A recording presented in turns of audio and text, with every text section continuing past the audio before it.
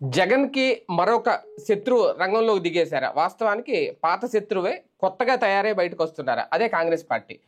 ఇప్పటి వరకు వైసీపీ లేదంటే ఆంధ్రప్రదేశ్లో టీడీపీ జనసేన కూటమి, టీడీపీ బీజేపీ జనసేన కూటమి అనుకున్నారు. అయితే ఇప్పుడు కాంగ్రెస్ పార్టీ కూడా వైసీపీ ప్లేస్ని ఆక్యుపై చేసే ప్రయత్నం, ఇప్పటికిప్పుడు అధికారంలోకి రాలేకపోయినా 29వ సంవత్సరానికి 2వ స్థానంలోకి వస్తే 34 కన్నా అధికారంలోకి వచ్చే వ్యూహం ఏమన్నా రచిస్తోందా? అందుకే ఇప్పటికిప్పుడు ఇమీడియట్గా ఒక కమిటీ వేయడం, దాదాపుగా అలాగే ఇన్ఛార్జీలను మార్చడం, అలాగే ఒక వ్యూహకర్తను కూడా సిద్ధం చేయడం. అదే నేపథ్యంలో వైసీపీ నుంచి ఎవరైతే అసంతృప్తితో ఉన్నవాళ్ళు కాంగ్రెస్ పార్టీలోకి వెళ్ళడానికి ఒక సెకండ్ ఆప్షన్గా చూపించే ప్రయత్నం కాంగ్రెస్ పార్టీ చేస్తుందా? వాస్తవానికి ఈ నెలలో ఆగస్టులోనే భారీ చేరికలు ఉండబోతున్నాయి వైసీపీ నుంచి కాంగ్రెస్లోకి అనే ప్రచారం జరుగుతున్న నేపథ్యం.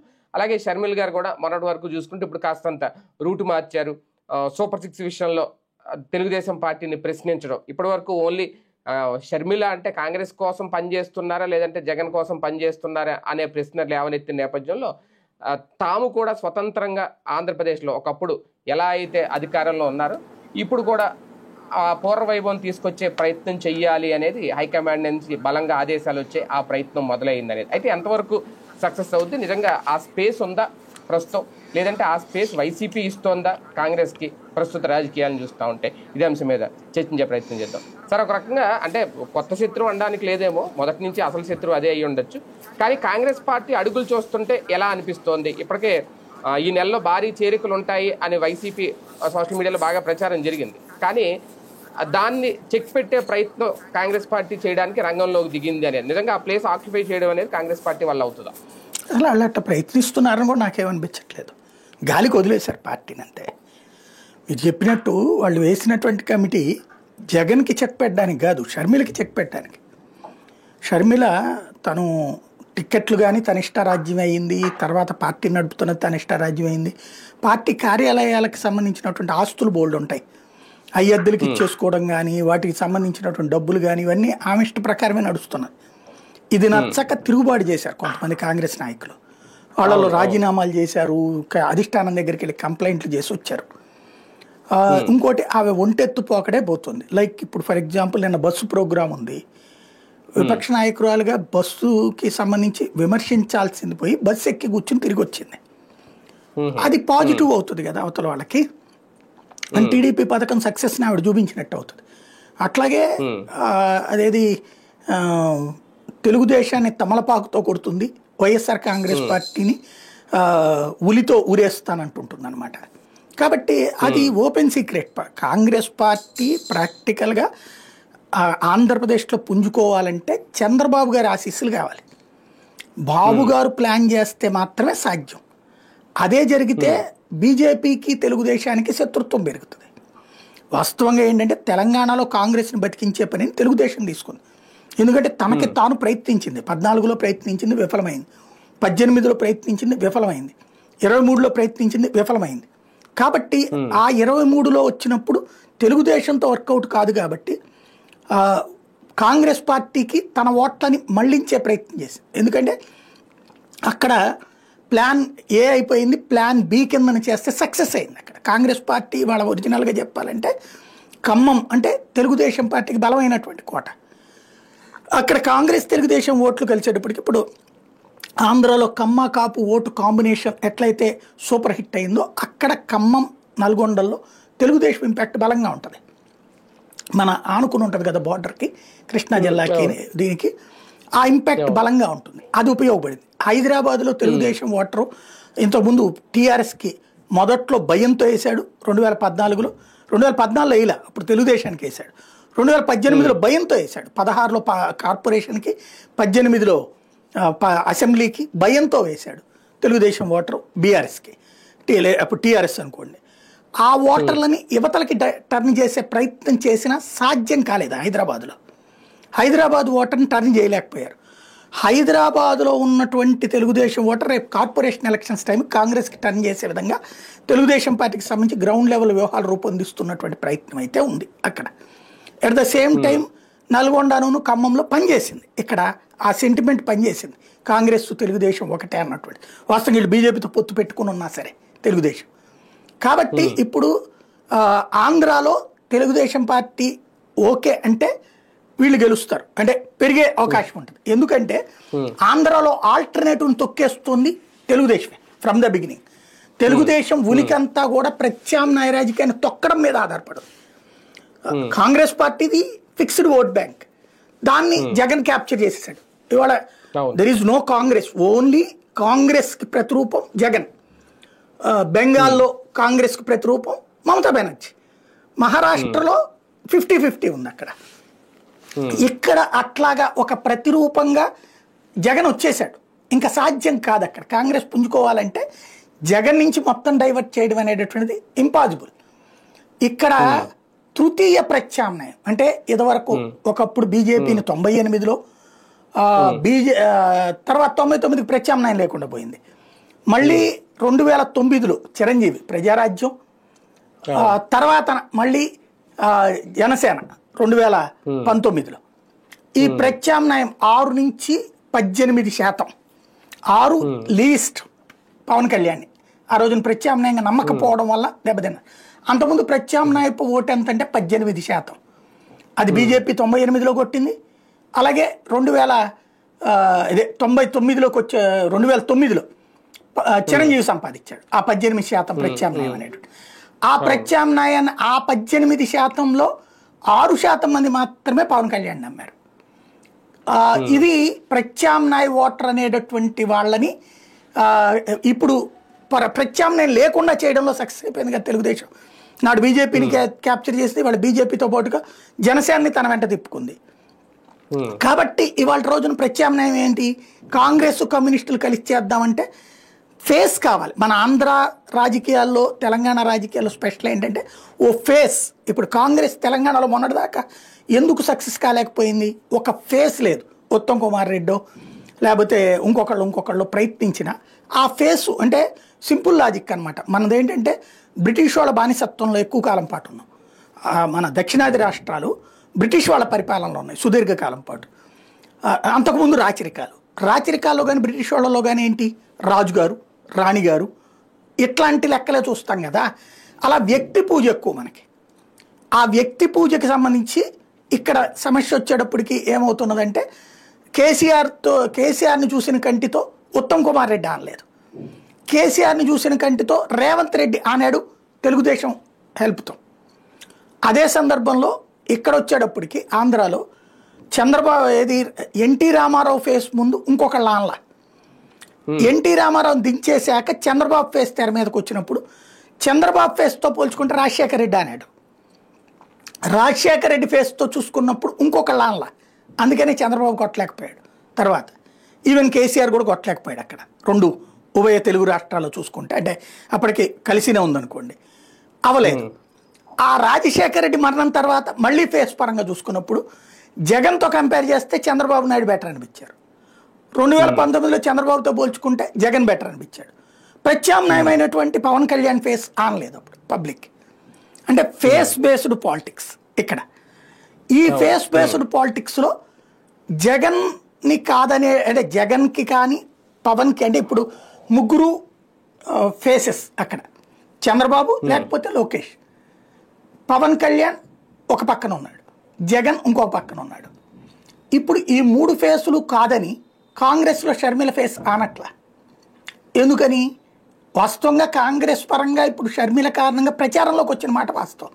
అంతకుముందు ట్రై చేసినటువంటి శైలజనాథో లేకపోతే రకరకాల పిసిసి చీఫ్లు చేసిన వాళ్ళ వల్ల కానిటువంటిది ఈ అమ్మాయి వలన పాపులారిటీ అంటే మళ్ళీ లైమ్ లైట్లోకి టాపిక్ వచ్చింది కానీ వ్యూహంలో విఫలమైంది. ప్రత్యామ్నాయం అంతే అయిపోయింది. అది కూడా మొన్న ఎలక్షన్స్తో అడుగంటిపోయింది. రెండవది ఆమె వ్యక్తిగత స్వార్థం లేదా వ్యక్తిగత ద్వేషం కాంగ్రెస్ పార్టీ ఎదుగుదలను నాశనం చేసింది. ఎదగడం అసాధ్యం కూడా, ఎందుకంటే కాంగ్రెస్ ఓటర్ టర్న్ అయిపోయాక ఇటు వెనక్కి రావాలంటే నువ్వు ఆల్టర్నేటివ్గా కనిపించాలి, నీ విధాన సైద్ధాంతిక ప్రాతిపదిక కనిపించాలి. ఇక్కడ అది కనిపించలేకపోతుంది ఆవిడ. తెలుగుదేశం మనిషి అనేటటువంటి ముద్రని రోజు రోజుకి పెంచుకుంటూ జగన్ని నువ్వు ద్వేషిస్తున్నంతసేపు నువ్వు తెలుగుదేశం మనిషిగానే ముద్రపడతావు ఇక్కడ. ఇప్పుడు పవన్ కళ్యాణ్ ఎందుకని ఆల్టర్నేటివ్ కాలేకపోయాడు? ఆ రోజున తెలుగుదేశం ప్రభుత్వం అధికారంలో ఉంది, జగన్ నవరత్నాలు చెప్పాడు, ఆల్టర్నేటివ్ స్కీమ్ని జనం ముందు చెప్పలేకపోయాడు అంత. అదేదో దాని పేరేంటి షణ్ముఖ వ్యూహం అన్నాడు, కానీ పేరు బాగుంది కానీ అర్థమయ్యేలా చెప్పలేకపోయాడు. వీళ్ళిద్దరి దానికి ఆల్టర్నేటివ్ కనిపించలేకపోయాడు తను. అంటే ఆల్టర్నేటివ్ ఏంటి, సైద్ధాంతిక ప్రాతిపదిక ఉండాలా, విధానపరమైన నిర్ణయాల ప్రకారం ఉండాలా, సంక్షేమ పథకాలు కానీ వీటికి ఆల్టర్నేటివ్ కనిపించాలి. అది వ్యూహాత్మకమైనటువంటి అంశం. అక్కడ ఫెయిల్ అయ్యాడు ఆయన. ఇప్పుడు షర్మిల ఏంటి, అసలు ఏం వ్యూహం ఉందని ఆవిడికి? మా రాహుల్ గాంధీని చూసి నాకు ఓటేయండి. రాహుల్ గాంధీని తర్వాత సోనియా గాంధీని ఆంధ్ర ప్రజలు ఆదరించడం అంటే పీక కోసుకోవడం తప్పించి మరొకటి లేదు. ఈ రాష్ట్రాన్ని అవమానకరమైనటువంటి రీతిలో విభజన చేసింది కాంగ్రెస్ పార్టీ. ఆ అవమానకరాన్ని జనాలు మర్చిపోతారు అనుకోవడం భ్రమ. ఇంకొకటి అదేది చెప్తూ ఉంటారు వీళ్ళు, మేము అధికారంలోకి వచ్చేస్తే అవన్నీ విభజన చట్టాలు అమలు, విభజన చట్ట ప్రకారం ఉన్న సంస్థలన్నీ ఇస్తున్నారు, విభజన చట్ట ప్రకారం జరిగేవన్నీ జరుగుతున్నాయి ఇక్కడ. కానీ అసలు సిసలైనటువంటిది ఏది చేయలే, అన్ని ఫీజిబిలిటీ రిపోర్ట్ అన్న పేరుతో వదిలేసింది కాంగ్రెస్ పార్టీ. అమల్లో కరెక్ట్గా చేసుకొస్తుంది. ఇప్పుడు 2004లో నువ్వు రాష్ట్ర విభజనకు ప్రతిపాదించావు అసెంబ్లీ ఎలక్షన్స్లో. 2004లో కాంగ్రెస్ పార్టీ ప్రతిపాదించింది కదా. 2004 అయిపోయింది, 2009 అయిపోయింది, 2014 కూడా అయిపోయింది. 2014లో రాష్ట్ర విభజన జరిగింది. విభజన జరిగిన 10 ఏళ్ల ముందు కదా నువ్వు చెప్పింది. 10 ఏళ్లలో ఆంధ్రప్రదేశ్లో బెజవాడలో పెడతావా, గుంటూరులో పెడతావా, లేకపోతే ఇంకో చోట పెడతావా, రాజధాని దొనకొండ పెడతావా, పెట్టేసేసుకుని రాజధాని కట్టేసేసి వీళ్ళు చెప్పే 5 లక్షల కోట్ల ప్యాకేజీ అని చెప్తారు. 5 రూపాయలు రాష్ట్రానికి ఇవ్వాలి, మళ్ళీ మేము వస్తే ఇస్తామన్నారు. 5 పైసలు రాష్ట్రానికి ఇవ్వకుండా రాజధాని లేని రాష్ట్రంగా నడి రోడ్డు మీద విడదీశారు. అవమానకరమైనటువంటిది, అవమానకరమైనటువంటి స్టేజ్లో జనాల్ని ఆంధ్రుల్ని అవమానించారు. ఇప్పుడు వాళ్ళందరూ లేదు కాంగ్రెస్ గొప్పది, మనల్ని పెద్దగా అవమానించలేదని ఫీల్ అవుతారా బేసిక్గా? కాబట్టి దానికి సమాధానం చెప్పి తీరాలి వీళ్ళు, కన్విన్స్ అవ్వాలంటే పబ్లిక్కి. అది బీజేపీ వాళ్ళు తప్పు చేస్తున్నారని కాదు, సొల్లి కాదు కావాల్సింది. ఆ రోజున తెలంగాణ రాహుల్ గాంధీని ప్రధానమంత్రిని చేయడం కోసం, జగన్ ఎదగనియ్యకుండా ఉండటం కోసం రాష్ట్రాన్ని విడదీశారు. కాంగ్రెస్ స్వార్థం కోసం రాష్ట్రాన్ని విడదీశారు. దానికి జవాబు చెప్పి తీరాలా. అది అయ్యాక ఆల్టర్నేటివ్ ఏంటి? జగన్ని తిట్టడమో చంద్రబాబుని తిట్టడమో కాదు కదా, నీ ప్లాన్ ఏంటి? నువ్వు వస్తే ఏం చేయగలుగుతావు? ఇక్కడున్న పనులేంటి? ఇక్కడున్నటువంటి వనరులేంటి? ఇవన్నీ మేము వస్తే చేస్తామన్నారనుకోండి, వెంటనే వచ్చే ప్రశ్న ఏంటి? సుదీర్ఘకాలం బట్టి రాష్ట్రాన్ని పరిపాలించింది ఎవరు? నీ పార్టీనే కదా. 1947 నుంచి 83 దాకా నీ పార్టీనే పరిపాలించింది. ఆ తర్వాత 89 నుంచి 94 దాకా నీ పార్టీనే పరిపాలించింది. మళ్ళీ 2004 నుంచి 2014 దాకా నీ పార్టీనే పరిపాలించింది. ఎన్నాళ్ళు పీకలేకపోయింది, ఇప్పుడేం పీకుతారు వాళ్ళు? ఇది ఒకటి వస్తుంది సమస్య. కాబట్టి స్పేస్ క్రియేట్ చేసుకునే పనులు ఏమన్నా పడిందా వైసీపీ, సారీ కాంగ్రెస్? ఎక్కడ అంటున్నా, ఆ లక్షణం ఏం కనిపించట్లేదు కదా, లేదు లక్షణం కనిపించట్లేదు. ఈ కమిటీ దానికి కాదు. వీళ్ళందరూ ఈవిడ ఏకపాత్రాభినయం చేస్తోంది, ఏకపక్షంగా వ్యవహరిస్తుందని విమర్శిస్తే, అమ్మా నువ్వు సొంతగా కాదమ్మా, 2 వర్కింగ్ ప్రెసిడెంట్లు ఇస్తున్నావు, అట్లాగే టీం అందరూ కోర్ కమిటీగా కూర్చుని నిర్ణయించుకోండి, నీ సొంత పెత్తనం వద్దు అని పరోక్షంగా చెప్పడం. అక్కడ పైగా ఆ ఠాకూర్ని, మాణిక్యం ఠాకూర్ లాంటి వాళ్ళని పెట్టడం ద్వారా తెలుగుదేశానికి ఇబ్బంది కలిగించని విధంగా పనిచేసుకో నువ్వు. ఇది వాళ్ళకి చెప్తున్నటువంటిది అనమాట. అక్కడ హైకమాండ్ నుంచి కూడా అలాగే ఉందా? అంతే కదా, హైకమాండ్ తెలుగుదేశంతో పూర్తి టచ్లో ఉంటుందండి. అంటే చంద్రబాబు గారు కూడా భవిష్యత్ అవసరాల రీత్యా పాత రాజకీయం నడుపుతున్నారు. ఇటు యునైటెడ్ ఫ్రంట్తో, అటు పక్కన కాంగ్రెస్ తో టచ్లో ఉండి 2 సార్లు యునైటెడ్ ఫ్రంట్, నేషనల్ ఫ్రంట్ ఎట్లా అధికారంలోకి వచ్చింది? కాంగ్రెస్ బీజేపీల అండతోనే, వాళ్ళ అండతోనే కదా. అప్పుడు చంద్రబాబు గారికి వాళ్ళతో యాక్సెస్ బాగానే ఉంది కదా. అలాగే యూపీఏ హయాంలోనే జగన్ లోపల పెట్టించాడు ఆయన. ఎలా సాధ్యమైంది అంటే కాంగ్రెస్తో ఆయన ఎప్పుడు టచ్లోనే ఉంటారు. కాంగ్రెస్ నాయకులు ఇంతకు ఇబ్బంది పెట్టింది ఉందా ఇంతకు ముందు? లేదు కదా. కాబట్టి కాంగ్రెస్ అధినాయకత్వంతో టచ్లోనే ఉంటారు. కాంగ్రెస్ చంద్రబాబుని ఇబ్బంది పెట్టే ప్రయత్నం చేయదు. ఎందుకంటే రేపు పొద్దున అవసరమైతే, ఇప్పుడు మొన్న అతను అన్నట్టు ఓ 25 సీట్లు ఎక్కువ వచ్చి ఉంటే కాంగ్రెస్ పార్టీకి, చంద్రబాబు నాయుడు, నితీష్ కుమార్ కాంగ్రెస్కి మద్దతు ఇచ్చేవాళ్ళు, సీట్లు ఎక్కువ అడిగేవాళ్ళు, ఇది మంత్రి పదవులు. ఫండింగ్ ఎక్కువ అడిగేవాళ్ళు, ఇచ్చి తీసుకునేవాళ్ళు. ఇక అవకాశం లేదు కాబట్టి బీజేపీకి మద్దతు ఇచ్చారు అక్కడ. అంటే బీజేపీకి చెక్ పెట్టడానికి కూడా తెర వెనక ఏమైనా వ్యూహం జరుగుతుందా? అది ఆంధ్రప్రదేశ్ రాష్ట్రంలో కూడా అమలు చేయాలని కాంగ్రెస్ అనుకుంటుందా? అట్లేం లేదు. బీజేపీ విషయంలో వాళ్ళు ఇక్కడ చేయడానికి ఏం లేదు. కాంగ్రెస్ పార్టీ కాన్సెప్ట్ అలా ఏంటంటే తెలుగుదేశానికి ఇబ్బంది కలిగించని రీతిలో ఆంధ్రప్రదేశ్లో నడుచుకోవాలి. ఇప్పుడు మొన్న 240 దగ్గరకు వచ్చాడు మోడీ. రేపు ఏ 200కు వస్తే కనుక తెలుగుదేశం తమకు మద్దతు ఇస్తుంది, బేరం ఆడుకోవచ్చు. కాబట్టి భవిష్యత్తును దృష్టిలో పెట్టుకుని అందుకని కాంగ్రెస్ తెలుగుదేశం జోలికి పోవట్లేదు.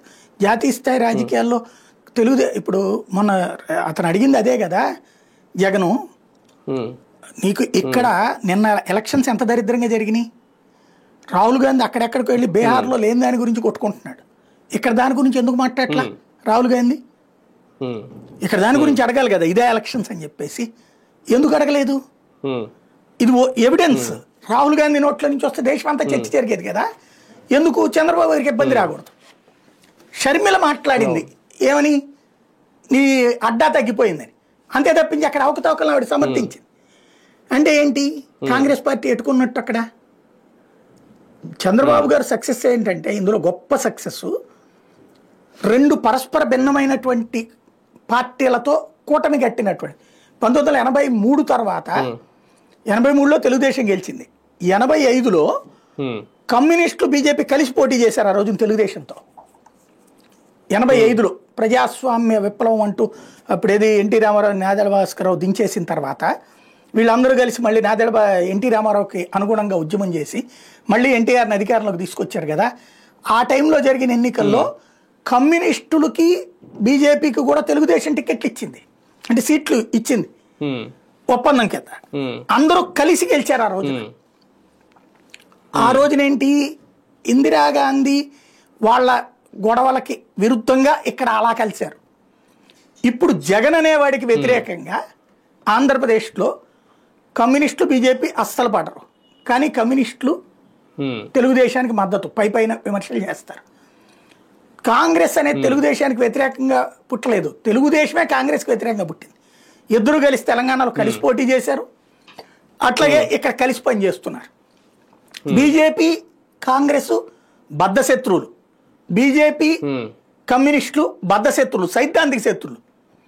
ఆ బీజేపీతో జట్టు కట్టిన తెలుగుదేశం సైద్ధాంతిక శత్రువులైన వీళ్ళతో కూడా కలిసి ప్రయాణం చేస్తుంది.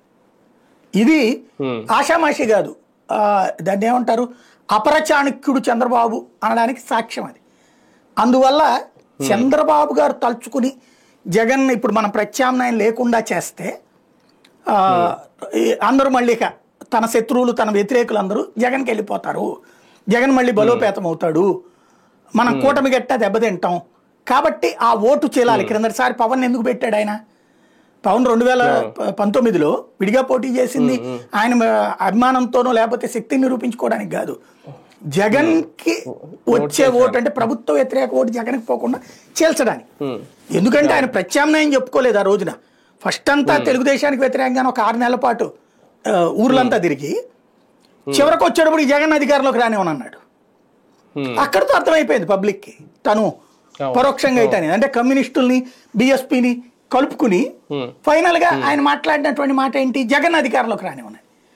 అధికారంలో ఉన్నవాడికి వ్యతిరేకంగా నువ్వు బయటకు వచ్చి అధికారంలోకి ఇంకోటి రానినంటే ఏంటి, ఈయన అధికారంలోకి రావడమే కదా. అంటే ఆ రోజున కూడా ఆల్టర్నేటివ్ లేకుండా చేశాడు. ఈ ఆల్టర్నేటివ్ లేకుండా చేయడం వల్ల అక్కడ జగన్ భారీ మెజార్టీతో గెలిచాడు. కాబట్టి ఇప్పుడు కాంగ్రెస్ పెరగాలి అంటే ఆల్టర్నేటివ్గా కాంగ్రెస్ అంటే వైసీపీ వాళ్ళని వీళ్ళు వేధించాలి, బాగా హెరాస్ చేస్తే. వాస్తవంగా అయితే వైసీపీ వాళ్ళు చాలా మంది బీజేపీలోకి వెళ్ళడానికి సిద్ధంగా ఉన్నారు. అంటే ఇక భవిష్యత్తుని భయం వేస్తున్నాళ్ళు, ఎక్కడ చేస్తాంలే అనుకునేవాళ్ళు. అటు తీసుకొని ఎట్లా బీజేపీలోకి చేరనివ్వట్లేదు వాళ్ళని. బీజేపీలో ఎవరు చేరాలన్నా చంద్రబాబు ఒప్పుకోవాలట, కాబట్టి అక్కడ వాళ్ళు చేరలేకపోతున్నారు. జనసేనలోకి చేరనివ్వట్లా, అక్కడ జనసేనలోకి ఎవరు చేరాలన్నా తెలుగుదేశం ఒప్పుకోవాలి. తెలుగుదేశంలో చేరడానికి వీళ్ళిద్దరు ఒప్పుకోనక్కర్లా, జనసేన బీజేపీ. అదే దీంట్లో చేరితే మాత్రం వాళ్ళతో చెప్పి పర్మిషన్ తీసుకోవాలి. దాంతో ఎవరిని రానియట్లా, బీజేపీని బలోపేతం కానియట్లా. ఎందుకు, బీజేపీ బలోపేతం అయితే ఒరిస్సాలో టైపులోను, మహారాష్ట్ర టైపులోను రేపొద్దున తమకి ప్రాబ్లం అవుతుంది అన్నటువంటిది. అలాగే కాంగ్రెస్ని పైకి తీసుకొచ్చారనుకోండి, అది ప్రాబ్లం లేదనుకుంటున్నారు, ఏది వైసీపీ ఓట్లు చేల్చడానికి. కానీ దానికి బీజేపీ ఒప్పుకోదు. అంటే బీజేపీకి అర్థమవుతుంది కాంగ్రెస్లోకి, అంటే వైసీపీ వాళ్ళు తమ దగ్గరికి రావాలనుకుంటున్న వాళ్ళు కాంగ్రెస్ వైపుకి వెళ్ళారు అంటే, ఇప్పటిదాకా బీజేపీ అధిష్టానం ఆంధ్రాని వదిలేసింది. ఏదో ఇక్కడేదో రాజకీయం ఇక్కడ చూసుకుంటారులే, మనం తెలుగుదేశంతో పొత్తులో ఉన్నాం కదా ఎందుకనేది. అదే కనుక రేపు పొద్దున్న తేడా వచ్చింది అనుకోండి, అంటే వీళ్ళందరూ కాంగ్రెస్లోకి వెళ్ళి కాంగ్రెస్ బలోపేతం అవుతుంది అనుకోండి, వెంటనే బీజేపీ అధిష్టానం సీరియస్ అవుతుంది. కాంగ్రెస్ బలోపేతం అవడం వాళ్ళకి ఎట్లా నచ్చుతుంది? వాళ్ళు ఒప్పుకోరు. కాబట్టి చంద్రబాబు గారు అది డైరెక్ట్గా కాకుండా ఇండైరెక్ట్గా దీన్ని ఎదిగేలా చేయాలి. కానీ వైసీపీ వాళ్ళు పొరపాటున కాంగ్రెస్లోకి వెళ్ళడం బిగినైందా, మన ఎలక్షన్స్ ముందు వదిలేసేయండి, వెళ్ళారు చాలా మంది, వెళ్ళారు దెబ్బతిన్నారు.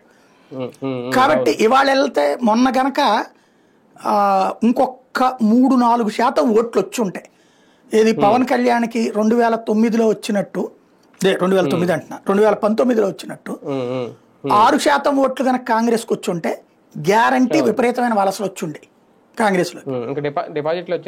అది ఇక్కడ ఆ ఛాన్స్ లేదు. అంటే 6 డిపాజిట్ కాదు, 10% డిపాజిట్ అంటే రావాల్సింది. 6% వచ్చినా బలోపేతం అయ్యేది, 2% రావడం. రెండవది ఈవిడ పూర్తిగా ప్యూర్లీ టీడీపీకి అనుకూలంగా వ్యవహరిస్తూ ఉండటంతో ఎదుగుదల సాధ్యం కావట్లేదు. చంద్రబాబు నాయుడు బీజేపీని ఒప్పించి వాళ్ళకి నొప్పించక కాంగ్రెస్ని ప్రత్యామ్నాయంగా తయారు చేసి జగన్ని పైకి ఎదిగేలా చెయ్యడం అనేటటువంటి దిశగా అడుగులు వేస్తే సాధ్యమవుతుంది. కానీ బీజేపీ అట్లా భవిష్యత్తు ప్రమాదాన్ని నెత్తిన పెట్టుకోవడానికి సిద్ధపడదు. దక్షిణాదిలో కాంగ్రెస్ను బలహీనపరచడమే దాని ఉద్దేశం. కర్ణాటకలో రేపు పొద్దున ఖచ్చితంగా వాళ్లే కొడతారు. తెలంగాణలో కూడా గ్యారంటీ కొట్టగలం అనేటటువంటి నమ్మకం వచ్చింది వాళ్ళకి, బీజేపీకి. ఆ టైంలో ఇక్కడ మళ్ళీ కాంగ్రెస్ను పుంజుకునేలా చేసి వాళ్ళు ఎత్తిని మళ్ళీ ఎందుకు పెడతారు? దక్షిణాది నుంచి కూడా కాంగ్రెస్ని దెబ్బతీ, ఉత్తరాదిలో కొట్టేశారు, ఈశాన్యంలో కొట్టేశారు, మిగిలిన దానికి ఏదైనా ఉనికంటే దక్షిణాది. అంటే ఇప్పుడు అదే కదా, దక్షిణాదిలో కొట్టించకూడదనే కదా, బీజేపీ కొట్టకూడదనే కదా వీళ్ళ వ్యూహం, కాంగ్రెస్ వ్యూహం. దానికి ఎట్లాగా ఒప్పుకుంటారంటున్నా బీజేపీ వాళ్ళు. కాబట్టి కానీ ఒకటిసారి ఇండివిజువల్ యాక్టివిటీ స్టార్ట్ అయ్యింది కాంగ్రెస్ ఆంధ్రప్రదేశ్ లో. దానివల్ల ఓకే, వైసీపీ నుంచి కాంగ్రెస్ లోకి వెళ్ళే వాళ్ళు అనేది ఒకటి, అలాగే కాంగ్రెస్ నుంచి కూడా కొంతమంది వైసీపీకి వచ్చే ఆలోచనలో ఉన్నాళ్ళు, వాళ్ళని ఆపడానికి కూడా ఒక ప్రయత్నం జరిగింది అనేది, కనీసం అందులోనైనా సక్సెస్ అవుతుందా? ఏం లేదు, కాంగ్రెస్కి సంబంధించిన వాళ్ళు రావడానికి సిద్ధంగా ఉన్న, జగన్ తీసుకోలేదు, ఏదో అవసరమైన వాళ్ళని తప్పించి. ఇప్పుడు మన శైలజానాథ్ ఆ నియోజకవర్గంలో గ్యాప్ ఉంది కాబట్టి జగన్ ఫార్ములా ఏంటంటే, ఏ నియోజకవర్గాల్లో అయితే తమోళ్ళు వెళ్ళిపోయారు, 50-55 ఉన్నాయి కదా, అక్కడ బలమైన కాంగ్రెస్ లీడర్ ఫైనాన్షియల్గా వెల్ సెటిల్డ్ అయిన వాళ్ళు కనుక వచ్చేటట్టు అయితే తీసుకుంటాడు ఆయన. లైక్ ఇంతకుముందు బొత్స ఒకప్పుడు ఇదే జగన్ని తిట్టిపోసినోడే కదా, అట్లాగా ఎవరైనా వస్తే తీసుకుంటాడు, దాన్ని ఎవరో ఆపేది లేదు అక్కడ. అంటే లైక్ ఇప్పుడు హర్ష్ కుమార్ లాంటి వాళ్ళు ఉన్నారు అమలాపురం, ఆయన మాజీ ఎంపీగా చేశారు, వాళ్ళు కొంచెం సైలెంట్ గా ఉన్నాడు. ఇప్పుడు ఆయన కాంగ్రెస్ లో ఉన్నారా, బయటకు వచ్చి అతను డెసిషన్ తీసుకుంటే వీళ్ళలో కాంగ్రెస్ లో ఉన్నటువంటి కొంతమంది సీనియర్ల మెంటాలిటీ ఎట్లుంటుందంటే, జగను మా ముందు పెరిగినోడు, మేము వెళ్ళి మాట్లాడేది ఏంటి, వాళ్ళు మమ్మల్ని అప్రోచ్ అవ్వచ్చు కదా అనే రూట్ ఉంది వాళ్ళకి. హర్ష కుమార్ లాంటోడు ఓ రకంగా ఏంటంటే, అది దాన్ని ఏమంటారు, మన చేతిలో డైనమెట్ క్లిప్ తీసిన డైనమెట్ లాంటోడు, ఎప్పుడు వెళ్తాడో తెలియదు, ఎవరి చేతిలోనైనా వెళ్తాడు ఆయన. అందుకని జాగ్రత్తగా ట్యాకిల్ చేయాలి. హర్ష కుమార్ అంటే రఘురామకృష్ణరాజు టైప్ మెంటాలిటీని, తమున్న దాంట్లో కూడా గౌరవం కోరుకుంటారు, ఓ రకంగా అతి విధేయత ప్రదర్శించే క్యారెక్టర్ కాదు. ప్రజాస్వామ్యంలో మాకు తగిన వాల్యూ కావాలని కోరుకుంటారు, తప్పేం లేదు అది. అయితే ఇప్పుడు ప్రజాస్వామ్యంలో ప్రాంతీయ పార్టీల మెంటాలిటీలు ఎట్లా ఉన్నాయి, అధినాయకుడికి బానిసత్వమే ఉంటాయి, కాబట్టి సమస్య అన్నమాట. ఓకే, కాంగ్రెస్ ఎదుగుతుందా లేదంటే అధికారంలోకి వస్తుందా అనేది పక్కన పెడితే, వైసీపీకి శత్రుశేషం పెరుగుతోందా మరొకసారి? వీళ్ళు అందరూ టార్గెట్ చేసేది ఫైనల్ గా వైసీపీనే. ఇప్పటి వరకు కూటమిని ఢీ కొడితే సరిపోద్ది అనుకుంటే, రేపొద్దున్న కాంగ్రెస్ తో కూడా యుద్ధం చేయాల్సి వస్తుంది. మంచి కాన్సెప్ట్ అవుతుంది కదా. ఇప్పుడు యాక్చువల్ గా జగన్ 2019లో గెలవడానికి కారణం ఏంటి, అందరూ తన శత్రువులే అన్నటువంటిది. ఆ రోజున ఇంక్లూడింగ్ పవన్ కళ్యాణ్ కూడా జగన్ శత్రువే. ఇప్పుడు ఒకప్పుడు అసలు జగన్ ఎలా ఎదిగాడు, అందరూ తను విమర్శించడం వల్ల. కాంగ్రెస్ కానీ మనకి దాన్ని ఏమంటారంటే రెబలిజం అనేటువంటిది ఇష్టం జనాలకి. కేసీఆర్ ఎట్లా గెలిచాడు? రెబలిజం వల్లే కదా. మన తెలుగు దక్షిణాది రాష్ట్రాల్లో రెబలిజం విన్నింగ్ అవుతుంది. ఎన్టీ రామారావు ఎందుకు గెలిచాడు? కాంగ్రెస్ అనే దాని మీద రెబలిజం. చంద్రబాబు ఎందుకు గెలిచాడు? ఎన్టీ రామారావు మీద రెబలిజం. అంతే కదా. అట్లాంటి రెబలిజంలో జగన్ పండిపోయాడు అక్కడ. జగన్కి ఇప్పుడు నువ్వు ఎంతమంది శత్రువుని తయారు చేస్తే అంత బెనిఫిట్. ఇప్పుడు వీళ్ళందరూ ఒక్కటే అనుకున్నాక జనం ఏం చేయాలి? ప్రభుత్వానికి ప్రత్యామ్నాయంగా ఇంకొకటి ఉందనుకోండి, కొంత తేడా ఉంటుంది. ఆ ప్రత్యామ్నాయం లేకుండా చూస్తే అప్పుడు ఏమవుతుంది? అదే ఫెర్చింగ్ అవుతుంది కదా. అంటే ఇక్కడ జగన్ ఏం చెయ్యక్కర్లా, ఆటోమేటిక్గా జగన్కి వీళ్ళే బలాన్ని చేకూరుస్తున్నారు. ఇంకోటి, ఈ రాజకీయం ఎప్పుడైతే అన్డెమోక్రటికల్గా ఉంటుందో, ఒక క్రూరత్వం వైపుకి వెళ్తుంది. ఇప్పుడు జగన్ది మొదటి 3 ఏళ్ళు బాగానే ఉన్నాడు. కరోనా టైంలో అద్భుతంగా సర్వీసెస్ అందించాడు, అడ్మినిస్ట్రేటివ్ యాక్టివిటీస్ అద్భుతంగా చేసుకొచ్చాడు, నవరత్నాలు అమల్లో పెట్టాడు, అంతా చక్కగా సాగింది. ఎప్పుడైతే అచ్చెన్నాయుడు అరెస్ట్ దగ్గర నుంచి క్రమంగా ప్రతీకార రాజకీయాల కాన్సెప్ట్ వచ్చిందో ఒక వెక్సేషన్ వచ్చింది, పబ్లిక్కి తీవ్ర వ్యతిరేకత వచ్చింది. ఏంటిది ఈ హెరాస్మెంట్ ఏంటి, ఈ మాటలేంటి, లేకపోతే భువనేశ్వర్ గారి గురించి మాటలు, లేకపోతే చంద్రబాబు అరెస్ట్ ఇవి అవేమీ జగన్కి ఫెర్చింగ్ కాల. జగన్ లోని ప్రతీకార రాజకీయం నచ్చలా జనానికి. ఇప్పుడు జగన్ని from the beginning day red book రాజ్యాంగం నడుపుతున్నప్పుడు పాజిటివ్ అవుతుందా? ఎన్ని రోజులు అవుతుంది? ఇప్పుడు మొదట్లో అయితే ఆడు కొట్టాడు కాబట్టి ఇటు కొట్టాడు లేరా అంటున్నారు. ఇప్పుడు ఎందుకురా అంటున్నారు. ఇప్పటికి ఎందుకురా ఇది, ఏంట్రా ఇది అనే స్టేజ్ బిగిన్ అయింది. లైక్ ఇప్పుడు తాడిపత్రి లాంటి ఉదంతాలు చూశాక రేపు 4 రోజులు పోయిన తర్వాత ఏంది ఇది అనే స్టేజ్ వచ్చింది అనుకోండి, అప్పుడు ఎవరు ఆల్టర్నేటివ్ అవుతారు? మనకి ప్రజాస్వామ్యంలో సచ్చీలురు సద్బుద్ధి పాలకుల్ని మన దక్షిణాది రాష్ట్రాలు కోరుకోవట్లా, ఉన్న వెధవల్లో మంచి వెధవల్ని కోరుకుంటుంది. కాబట్టి అప్పుడు ఏంటి అనేది పబ్లిక్ డిసైడ్ చేస్తారన్నమాట.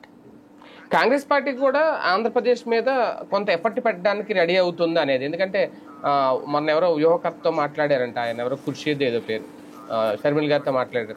రాహుల్ గాంధీతో సబ్ పెట్టించాలి, ప్రియాంక గాంధీతో సబ్ పెట్టించాలి అనేది. ఇవన్నీ మరి ఇంకా దేనికోసం సార్? నిజంగా షర్మిలను పక్కన పెట్టడం కోసం అయితే ఇంత అవసరం ఏమి ఉండదు కదా. అదేం లేదు, షర్మిలకి ఇవన్నీ షర్మిల ఆలోచించాలి కదా, షర్మిల ఆలోచించలేదు. కాబట్టి కాంగ్రెస్ అధిష్టానం ఇట్లా చేస్తుంది. బేసిక్గా ఈ దేశవ్యాప్తంగా కాంగ్రెస్ ఫార్ములాలో సహజసిద్ధమైనటువంటి వాళ్ళకి ఏంటంటే ఇప్పుడు కార్పొరేట్ ఫండింగ్ విదేశాల నుంచి వస్తుంది. ఆ వచ్చిన దానికి చూపించుకోవాలి వాళ్ళు ఇక్కడ ఏదో ఒకటి. ఇప్పుడు మేబీ నేను అనుకోవడం విశాఖ స్టీల్ ప్లాంట్ ఇష్యూలో రాహుల్ గాంధీని తీసుకురావచ్చు రేపొద్దున. అంటే ఇక్కడ ఏం చేస్తారంటే రాష్ట్రపు అంశాల మీద తేరు, జాతీయ అంశాల మీద తీసుకొస్తారు ఆంధ్రాకి. అలాంటి వ్యవహారం బీజేపీ కేంద్ర ప్రభుత్వాన్ని ఇబ్బంది పెట్టేటటువంటి ఇష్యూస్. అప్పుడు కూటమికి అలా చేసిన కూటమికి నష్టం కాదా? ఆంధ్రప్రదేశ్ లో కూటమికి నష్టం ఏముంది? అప్పుడు తెలుగుదేశం వాళ్ళు జనసేన వాళ్ళు చిన్న చిన్న ఒక కామెంట్ చేసి వదిలేస్తారు. బీజేపీకి బలం తక్కువ కాబట్టి బీజేపీలో ఉన్న ఎమ్మెల్యేలు ఎంపీలు కూడా తెలుగుదేశం పార్టీ కార్యకర్తలు లాంటి వాళ్ళు ఎక్కువ మంది ఉన్నారు కదా, 100కి 80 మంది. కాబట్టి వాళ్ళు కూడా పెద్దగా ఏం మాట్లాడేదో విమర్శ చేసేసి ఊరుకుంటారు, అగ్రెసివ్గా పోరు. అది కాంగ్రెస్ పెర్చింగే కదా, ఆ ఆస్పెక్ట్ లో ఉంటుంది. మొత్తానికి 4 పార్టీల దాడికి అయితే సిద్ధంగా ఉండాలి. ఇంకా 4 ఏంటి 6 పార్టీలు ఓకే. అంటే మెయిన్ ప్రధానంగా అదే మొత్తం 6 పార్టీలు లెక్క. ఈ 6 పార్టీల్లో ఇప్పుడు జగన్ కొన్న ఏకైక ప్రాబ్లం ఏంటంటే కమ్యూనిస్టులతో కలిసి పొత్తు పెట్టుకుని ముందుకు వెళ్దాము అనేటటువంటిది. కమ్యూనిస్టులు అక్కడ ఐఎన్డీఏ కూటమిలో భాగస్వాములు, వాళ్ళతో పొత్తు పెట్టుకోవడం అంటే తను ఐఎన్డీఏలోకి వెళ్ళినట్టు బీజేపీతో డిస్ప్యూట్ క్రియేట్ చేసుకున్నట్టు. తను బీజేపీతో డిస్ప్యూట్ వద్దు, అనుకూలత వద్దు అనేటటువంటి రూట్లో తను ఉన్నాడు. అంటే ఒకప్పుడు పవన్ కళ్యాణ్ గారు కూడా కమ్యూనిస్టులకు సపోర్ట్ గా ఉండి తర్వాత బీజేపీలోకి వెళ్ళలేదా మరి? అవును, అది ఇతను వెళ్ళడుగా. జగన్ అట్లా వెళ్ళేట్టయితే 2014లో అడిగింది బీజేపీ, 2019లో అడిగింది, 24లో కూడా అడిగింది. జగన్ రాకపోబట్టినే కదా తెలుగుదేశంతో కలిసింది వాళ్ళు. అతను వెళ్ళడు బీజేపీతో. రైట్, చూద్దాం. మొత్తానికి కాంగ్రెస్ పార్టీ యాక్టివిటీ అయితే ఆంధ్రప్రదేశ్లో స్టార్ట్ అయ్యింది అనే సంకేతం. కాకపోతే ఎంతవరకు కాంగ్రెస్ పార్టీకి కలిసి వస్తుంది, అలాగే వైఎస్ఆర్సీపీని టార్గెట్ చేస్తూనే వీళ్ళ రాజకీయం నడుపుతారా, కూటమి సేఫ్ జోన్లోనే ఉన్నట్టేనా, కూటమి కూడా థ్రెట్ క్రియేట్ చేస్తుందా, ఏంటి వీళ్ళ వ్యూహాలు నిర్ణయాలు అనేది ఇంకా భవిష్యత్తులో తీసుకునే నిర్ణయాల మీద ఆధారపడి ఉంటుంది. వేచి